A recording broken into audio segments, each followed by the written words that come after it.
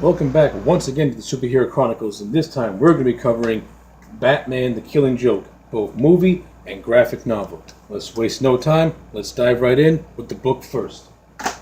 Originally made in 1988, written by Alan Moore, with illustrations by Brian Boland, Batman the Killing Joke is a awesome one-shot story that depicts the Joker's origin as a sort of tragic character. We find out that he was married once, but was also a failing comedian, and in his mind, was finding it very hard to give his wife and unborn child a decent living. Of course, we also find out that he was actually a patsy for these mafia gang guys. They were attempting to rob the Ace Chemical plant, and in order to do that, to infiltrate it, they use Joker as the Red Hood, as shown right over here, as you can see. He was the red. They used him in the Red Hood disguise as like a patsy, so someone to take the fall in case they get caught. Of course, that ultimately led to the iconic creation of the Joker once he fell into the vat of chemicals, which is great. Now, I love this whole notion of anyone can have that. It takes one bad day to drive somebody insane, and I love how the story depicts that with the Joker. He had one bad day, and it drove him completely insane. In one day, his wife was accidentally killed in a house accident, which also killed their unborn child, and he fell into a vat of chemicals and was driven insane by his parents, hence how he became the Joker. I love how that happened.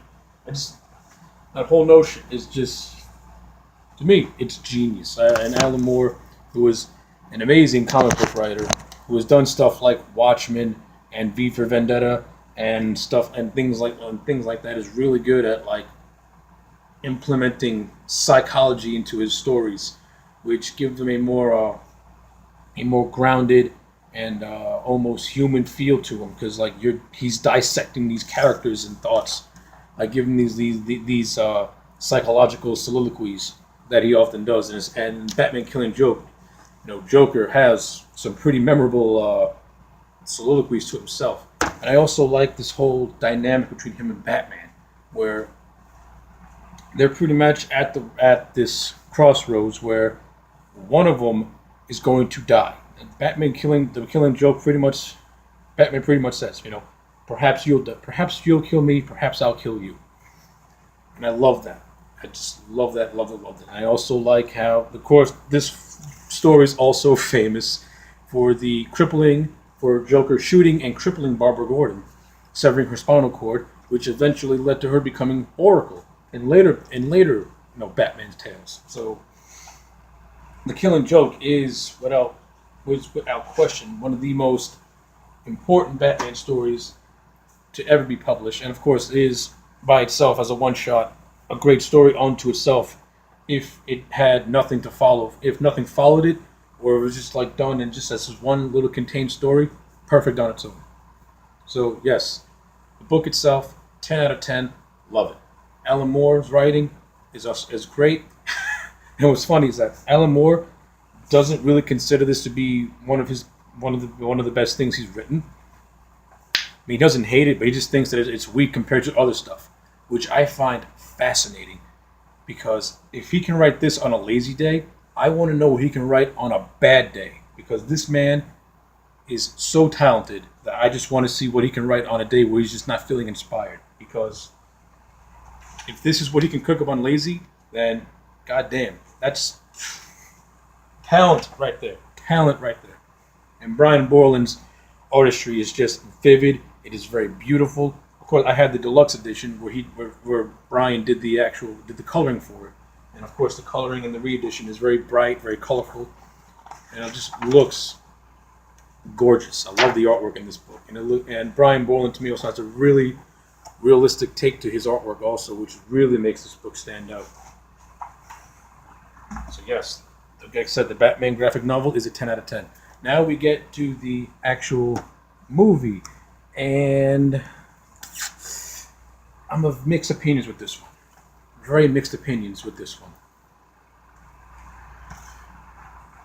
The first half of this movie, the opening prologue is boring. Not even gonna. Not even. It's just boring. We pretty much it pretty much follows Barbara Gordon as Batgirl. Tracking down this guy called Paris Franz, and you see her and Batman bitching at one another. Batgirl telling Batman, I'm just as part of this as anyone, and I want to be in the fight, and blah, blah, blah, blah, blah. And Batman's being like, I work alone. You have no business being here. Go away. And it's just like, I don't know what they're trying. I understand they're trying to establish a relationship between the two, but to me, you could tell it just seems forced. It just seems forced. Brian Azzarello pretty much wrote The Killing Joke, specifically the first half, and I'm not a big fan of his writing. His dialogue is weak. The creation of this whole Paris France plus subplot is just boring as all hell. I'm not into it at all. And she's just a generic mob guy with a fixation on Batgirl. I mean, I understand they're trying to do a parallel between his fixation on Batgirl and Joker's fixation on Batman, but to me, it just came across as very flimsy. Like, very flimsy. To me, Paris came off as a Joker wannabe who is not who is just being written as someone that should be feared and shit like that, and it just comes across as just, okay, can we get to the good stuff? You're just killing time. You're killing time. I don't care if Batman and Batgirl are having sex on a rooftop. Just get to the good stuff. Get to the good stuff. That's my main complaint with this prologue, is that it serves no purpose to the overall story. Because once the overall story kicks in, that prologue, it's as if it never existed, because nothing from that prologue is tied in to the actual Killing Joke movie once it actually kicks in. Which is why the prologue should never happen. If anything, you're making a Killing Joke movie, you should have expanded upon the actual book itself. Like, throughout the book and throughout the movie, we see Joker having flashbacks to his previous life. Why not give us flashbacks to Batman having his first encounters with the Joker? Like, for example, I'll show you right here I'll show you right here. There's a certain passage where Batman's in the Batcave. Of course, in the movie it's done differently, but we see, Batman's on the Bat computer in this scene right over here. But in the movie, we see, these little nods to the Laughing Fish, to Jason Todd. And to those who are familiar with Batman the Animated Series, we get a small glimpse of the Laughco toy company in the episode Christmas with the Joker. I mean, I think it would have been cool if we saw some flashbacks to some of those events to help further flesh out Batman's and Joker's, relationship with one another. Maybe putting those as, their first couple of encounters they had. Parallel to Joker reminiscing about how he became what he is, the psychopathic clown. And how his bad day pretty much ruined him. But we didn't get that, which is very unfortunate. But. That does not take away from the Killing Joke portion of itself, which I really do like. And I like the whole thing of book and movie, and how Joker is trying to break Commissioner Gordon, the straight-laced cop. He breaks Commissioner Gordon. He shoots Barbara, cripples her. There's also, they strongly hint the fact that Joker sexually assaulted Barbara as well while she was in her paralysis. And I just love how he tries to break Gordon. But at the end, Gordon's tells Batman, do it by the book. We got to prove that we're better than them. Proving that not all people can break like the Joker. Some people do have that constraint to move on, no matter how shitty things can happen. They still find that glimmer of hope to keep them sane. I love that. I love that whole thing about the Killing Joke book and movie, is that it maintains that. It maintains that even if you have a bad day, you can work past that bad day, which is done expertly. And of course, there's the very divided ending where Joker tells Batman the joke, and they both start laughing.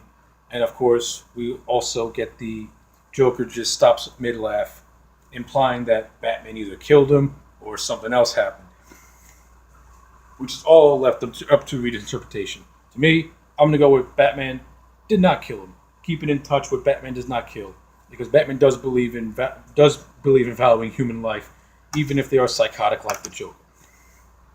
All right. So, overall final thoughts. Killing Joke book, 10 out of 10. Killing Joke movie, 7 out of 10. The prologue brings the movie down considerably, but once it kicks in, it kicks in. The voice acting, awesome. Mark Hamill, to me, gives probably one of his best Joker performances, because he plays the Joker in this one a little more crazier, a little more maniacal, and in certain areas, a little bit more subdued and downplayed, as opposed to the more over-the-top cartoonish way he would do it in the animated series or in the Arkham games. But in this one, he played Joker a little bit more subdued, which I thought was awesome. Of course, there are moments where he does do his classic zany Joker, especially when he does the big musical number near the end of the movie. But up until then, this portrayal is a little more darker, a little more sinister, especially that scene where he cripples Barbara, which I thought was really, really intense. And of course, I'm a Way Rise fan, and I loved him as Commissioner Gordon. I thought he was one of the better Gordon voices to come down the pipe. So yes, the movie itself, 7 out of 10. Take the prologue out, and if you do what if you would have implemented what I just said into the prologue itself, instead of having what they originally had done with the prologue, this movie could have been an easy 10 out of 10. Unfortunately, they didn't do that way, and we ended up getting what we got. Still a good movie, but still weak in a lot of areas. Well, that is my take on Batman: The Killing Joke. Like, comment, subscribe, and I'll check you back next time.